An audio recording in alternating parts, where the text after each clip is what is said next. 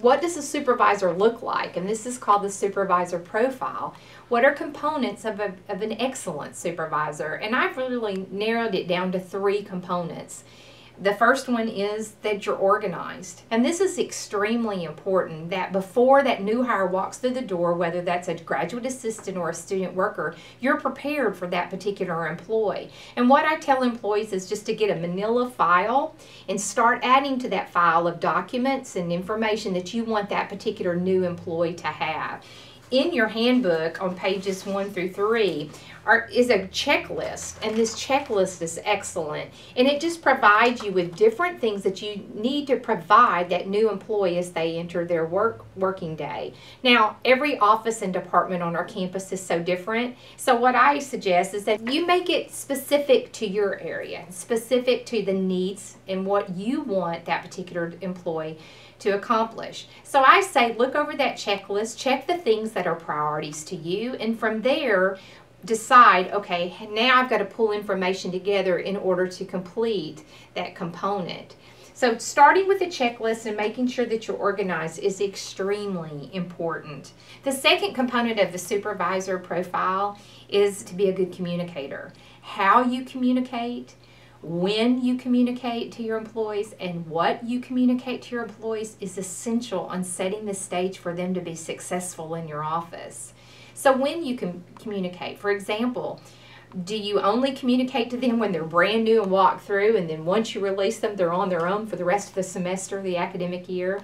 Or do you regularly communicate with them, maybe a monthly meeting? Some offices meet every 2 weeks. It just may be an informal meeting where you sit down with a student or graduate assistant and just ask how things are going. What are their needs? Or do they have everything they need in order to do their job? So it could be very informal, but that communication is ongoing and not just at the beginning of the process of them being a new employee. So organization is important, communication is important, and the third point that I would give you as a supervisor is personalization. You know, for many of these students, this is their first job.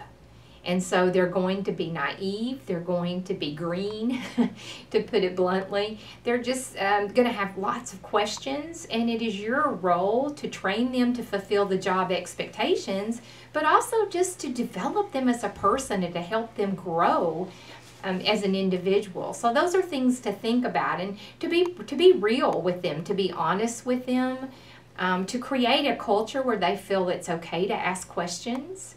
So that personalization is very, very important. And I'm going to provide you with some tools a little bit later on how you can get to know the student worker or the graduate assistant on a personal level, and things that you can do to develop them as people. Another thing that I stress to supervisors is that you need to stress to these students that this is a job, a real job. So many times students will think, oh, well, this is just, you know, it's just here at school. It's just something I do between class. But they need to realize the importance of representing the office, representing the academic department, representing that particular aspect of the university. As they answer the phone, they're talking to parents, they're talking to vendors, they're talking to people in the community, and they represent the University of Central Arkansas. And it's our job as supervisors to communicate that to these students, that they're essential, that they're important, and that they're professionals in our working environment. So once again, we can incorporate those ideas and that information as we train these new employees in our office. So our role as supervisors to be organized, to be good communicators, and also to personalize the information that we're giving everyone. I want to go ahead and list a few specific roles and responsibilities of a supervisor as you get ready to bring on a new employee as a student worker or graduate assistant. The first thing that's very important is it's your role to advertise that you have an available position in your office. We encourage you to post any position that you have available in your office, to do so through the Office of Career Services.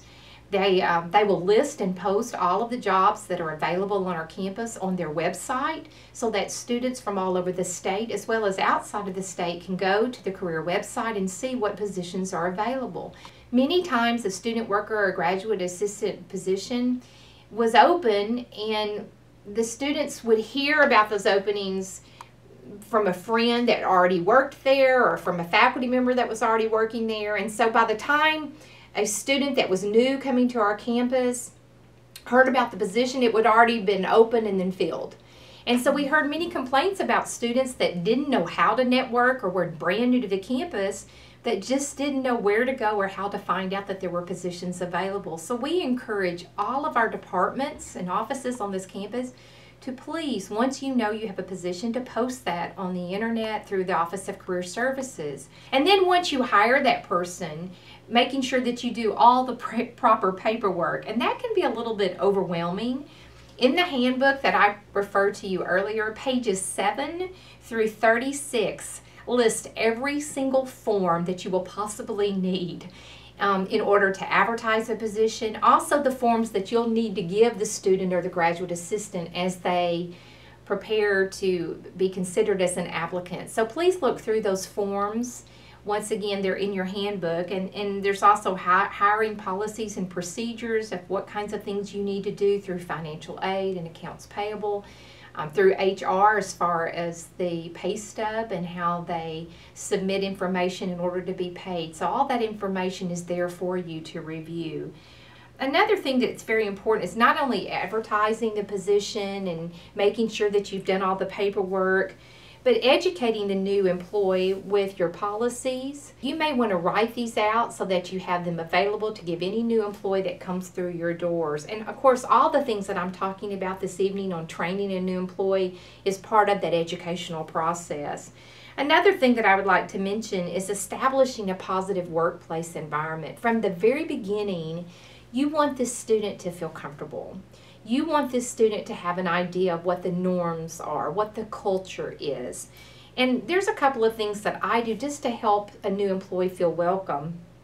In your handbook on pages 37 through 42 are some icebreakers. Just some things, very casual and informal things that you can do to welcome that new person. One of them, for instance, is called the personal information sheet. This is just something I give our student workers and grad assistants and ask them to fill out. And it's very important that anytime you're asking personal information, you always make it voluntary. But it asks everything from information about their family, hobbies, their favorite snack foods, what kinds of things motivate them. And I try to use the information that they give me in turn to motivate them throughout the academic year. Something else that I have mentioned here is to model professionalism. People do what people see.